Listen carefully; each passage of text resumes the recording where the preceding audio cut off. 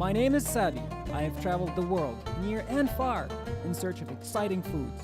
Come with me on an epic journey of culinary adventures, right here on Cooking the Casbah. Welcome to Cooking the Casbah, culinary adventure around the Mediterranean, right here, downtown Madison. Today we're going to Greece, as we cover in our show, the entire Mediterranean. Our focus today, once again, is Greece. We're making dolmas, spanakotyrapida, and baklava, everybody's favorite. So if you guys are ready, I know I am. To begin with the grape leaves, or the dolmas, or dolmadakias, or yalansi, they have many names depending on where they come from. But somewhere along the way, after humans consumed the grapes and they liked it, and then they liked the grape juice and wine, it suddenly became interesting. What I believe happened was the leaves are sour, they have a lot of tannin in them, and that ends up flavoring the contents inside. Today's version is going to be a vegetarian one. And with the vegetarian rice, hence vegetarian, we won't use any meat. I'm going to cook up the rice partially, this way it doesn't stay hard in the grape leaf. So if you have any questions, feel free to stop me. So while the rice is cooking, which will happen by starting a little bit of olive oil, some rice, and I'm using a semi-sticky rice, what you'd call botan rice, or sushi rice, even though we're far from sushi on this end of the continent.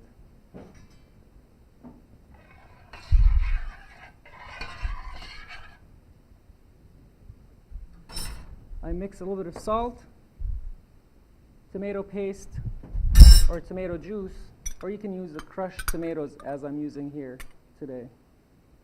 A little bit of parsley,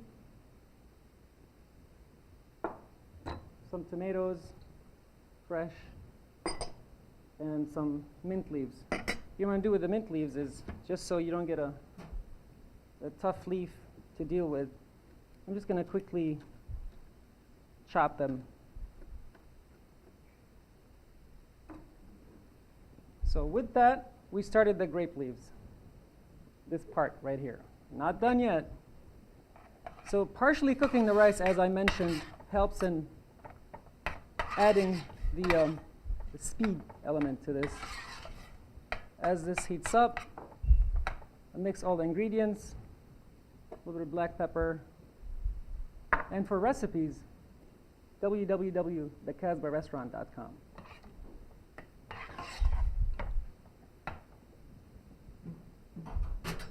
So, the grape leaves, these are cultivated in the wild. You can go and get your own in the spring. You have to be careful, make sure they're not sprayed with anything. And if you do that, when you cut them off the tree, my first trip cutting grape leaves, I was a 10-year-old and I thought bigger is better, as most 10-year-olds do. And apparently this size would be the perfect size. This way they're not over-dried or too small to roll. So there is a happy medium.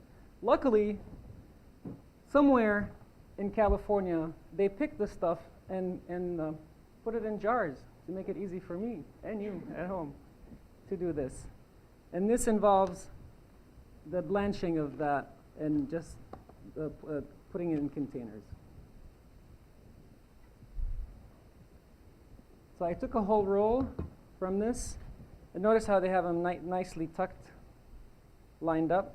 So you can take a paring knife, and with one full swoop, remove those pesky stems. The stems help keep the leaf intact, one. Two, it makes it easier to organize for the farmers that collect this. Once the rice starts absorbing some of that water and tomatoes and all the other spices in the pot, I'm considered halfway done. And this is where we end up rolling it. So come back and see how we're going to roll and cook the grape leaves. And we're back making dolmas, the Greek food. The rice, which I partially cooked to make it easier to roll, is ready. And it's ready to go, and it smells wonderful here. I know you guys smell it, but no one else out there in TV land can smell it.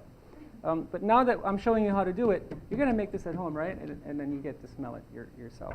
So the grape leaves are done. The stuffing is here. And the blanched, pickled leaves are ready. And then the process is pretty easy. I make it look too easy sometimes. We'll go back. A scoop in the middle. Triangles. Tuck. And roll. Notice how I left it a little loose, because I know that once we cook it, it'll expand. As the rice cooks completely and soaks up some of the juice, it'll get much bigger. So once I have about a zillion of these done, and believe me, we do roll a zillion of these here at the Casbah, I stack them in a pot, something that would cook for a long time on low heat. For that, I'm using one of these. Start with a little bit of olive oil. And in order not to burn my precious, precious grape leaves, remember all the work that went into making these, I'm going to line the pan with what I call a buffer zone. And you take I use red potatoes, you can use onions. Your favorite thing that you end up eating as part of the dish will go on the bottom of that. So with that, 1, 2, 3, 4, 5, and 6. And now they're stacked, neatly tucked in such manner, I should say. And I want to make sure they're snug, so they keep each other from unrolling in the process. And this is where the architect will be revealed. Someone has to plan it just right. It's like brick and mortar here. Making a beautiful layer on the bottom. You can go to a second layer as such. To prevent this from flying all over the place, a simple plate, a little bit of water,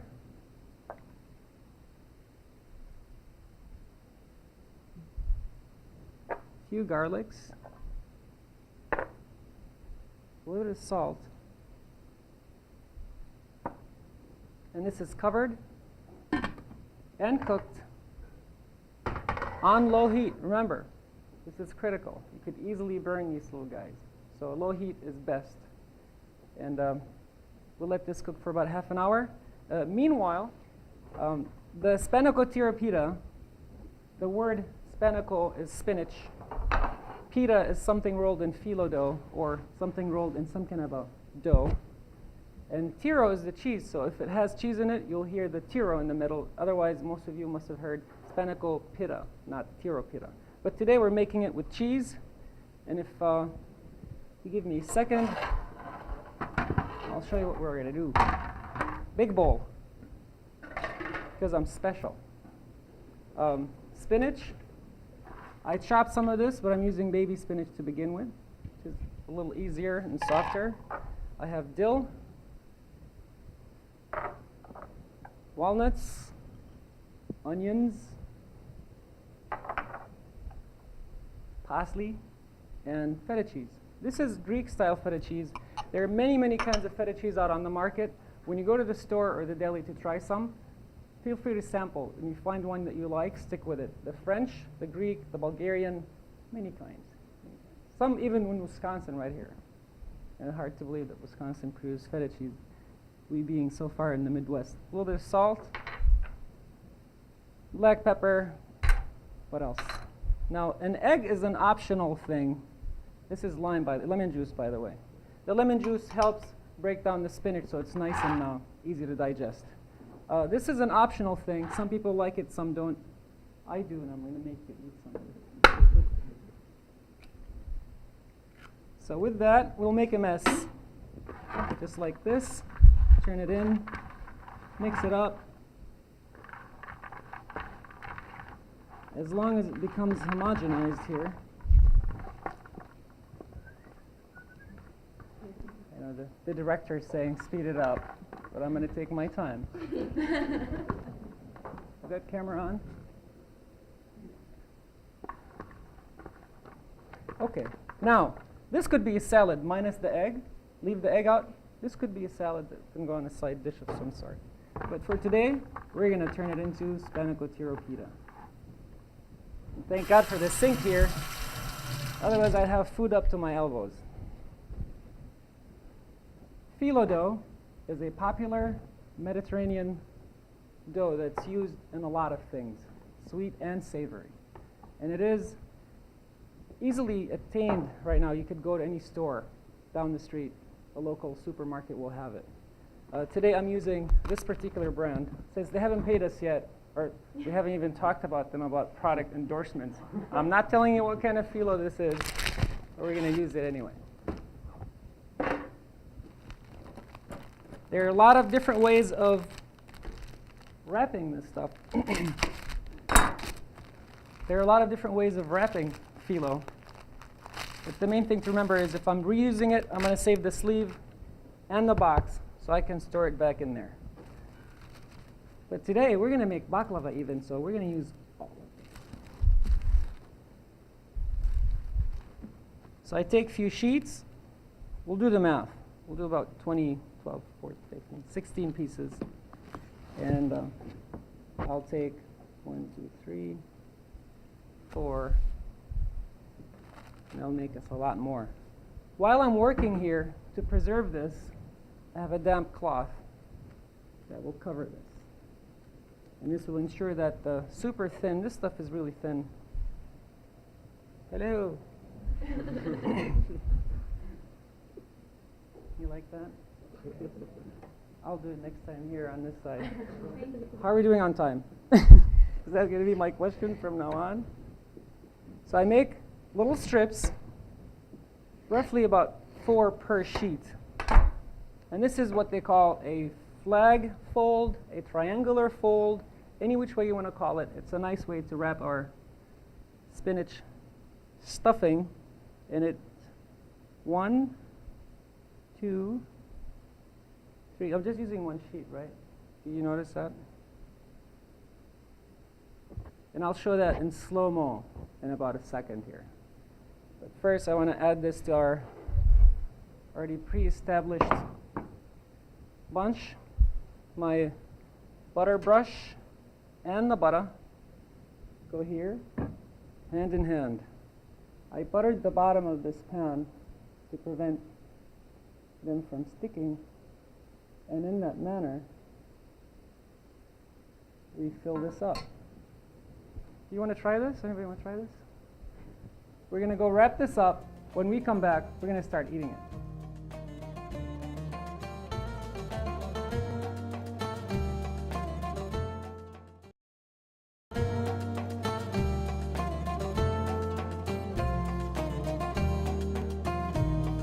Give them a hand, you guys.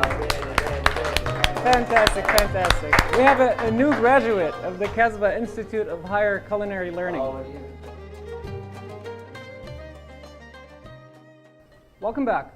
We just put the spinach pie in the oven for about 9 minutes at 450.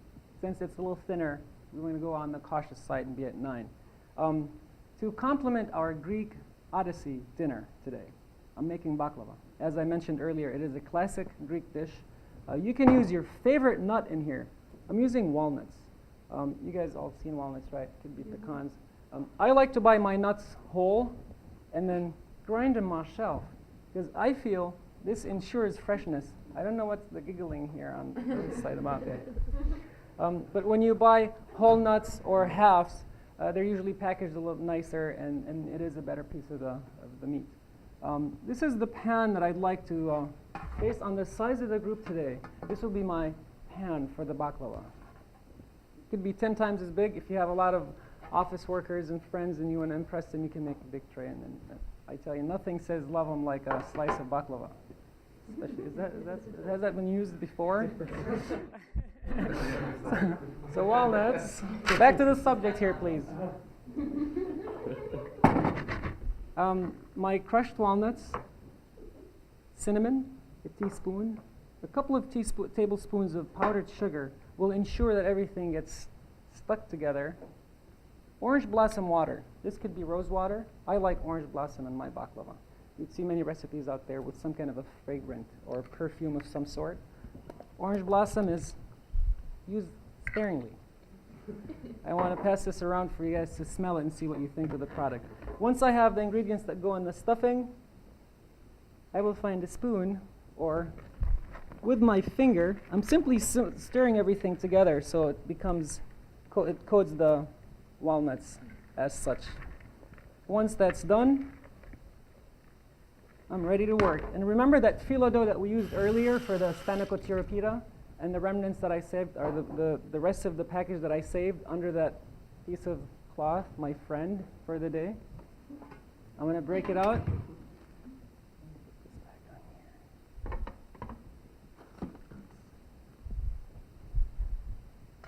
So right here. Now there are many schools of thought on this subject. I like to butter every other layer of phyllo. I hope my mother is not watching because she likes to go every sheet, and if you do every sheet of butter, I felt that the baklava gets a little too rich. So this is one sheet that I folded in half, resulting in 2. I'd like about 8 of these layers on the bottom of the nuts, and then 8 on top. So notice how I'm lightly brushing with the butter. And I mean lightly. You don't want to douse this with too much butter, then it kind of takes over the show. And notice how I'm leaving a bit of a buffer on the sides. This will prevent the walnuts from burning once it goes in the oven.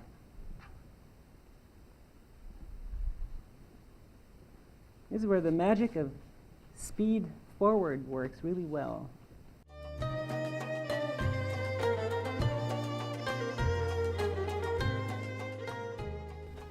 Nuts, and these could be pistachios, could be pecans, and some, you know what, let's just use it all. Nice and nutty. In some cases, they mix peanuts with pine nuts, which are much more expensive. Such as that. Isn't that slick? You missed that. It was so fast you missed it. I took away, folding the sides. So one thing you can do, since I want this to cover, these layers will cover the full sheet, you can cut down to that size. This way you don't have too much extra. One way to cut down would be to estimate the width of this and cut it right down to size. Roughly about here. 2 sheets at a time, as we did on the bottom.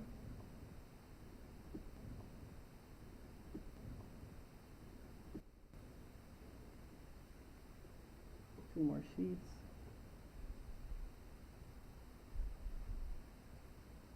Okay. Now that the last 2 layers are done, once again, I tuck these away. Keep them moist, just in case we make something else with this stuff later. But this is the part that you have to make a decision based on how many people you're feeding. So we can pretty much divide this down the middle as such. One more time. So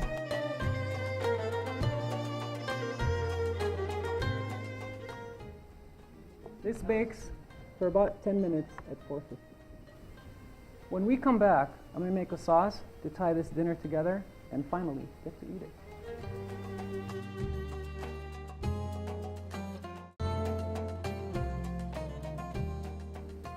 We're back to wrap up our Greek delight, Eva dinner. Making the final stage is the making of the yogurt sauce, tzatziki, using cucumbers, a little bit of garlic, some salt. If you don't have fresh mint, use dried mint. If I have fresh mint today, I'm going to use that. Give it a quick mix. And this will be the centerpiece for our spinach pie dinner. And the spinach pies are done here. And then these go on the outside as such. Anyway, which any which way you like. And remember those grape leaves that we worked on earlier? They're done too. And the best way to serve this would be on a flat plate. Can I just hold this here? Promise not to move it. And they soaked up the moisture and they're ready to go. And then these go, and they're a little hot. So unless your fingers like mine, asbestos. The grape leaves, the spinach pie, and the baklava. I can't wait any longer. We're going to have to go eat. Thank you for tuning in. Join us again as we cook more around the Mediterranean, right here at Cooking the Casbah, downtown Madison.